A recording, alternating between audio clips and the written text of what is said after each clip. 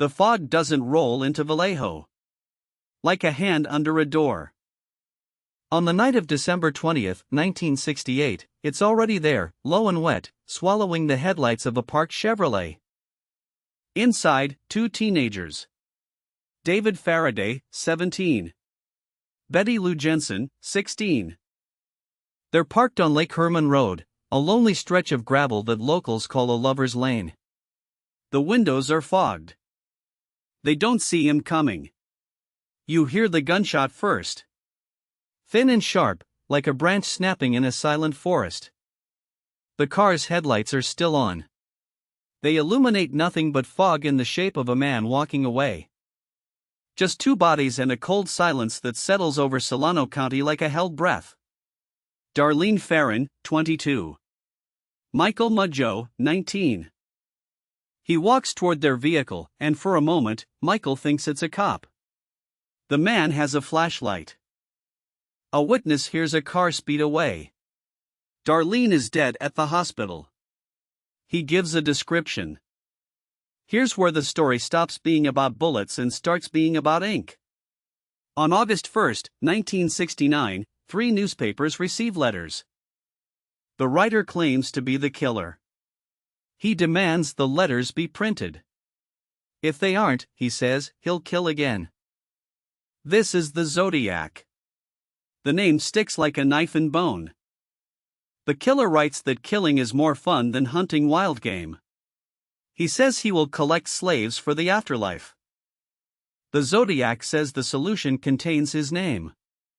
To this day, no one has cracked it. The letters keep coming. He includes a piece of Paul Stein's blood-stained shirt. Paul Stein was a cab driver. Ripped a piece of his shirt.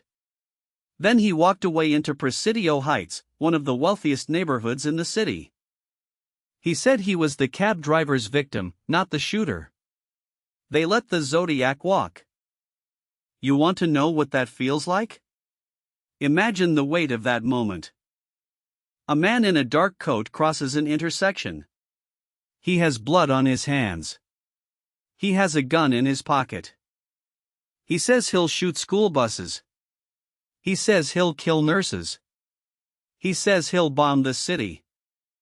He knows the editor's name. He knows how to make headlines. On October 22, 1969, the Zodiac calls the Oakland Police Department. He says, "I am the Zodiac." He asks for his lawyer. The phone is still warm. That's the thing about the Zodiac. He's always one step ahead. The suspects pile up like old newspapers. A convicted child molester. He wore a Zodiac watch. He talked about Ciphers. But he was in Montana during the murders. He was never in California. Then there's the man who confessed on his deathbed. Thousands of pages of case files. And still, the Zodiac sits in the dark, unnamed, unpunished, unburied. He says he's changed. He signs off with a smiley face and a crosshair. For 50 years, silence. The FBI still has a file. Every few years, a new solution appears. The Zodiac took that secret with him. He left behind a trail of ink and blood, a trail that leads to a door that never opens.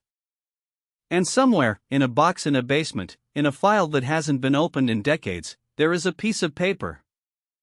A single sound, the click of a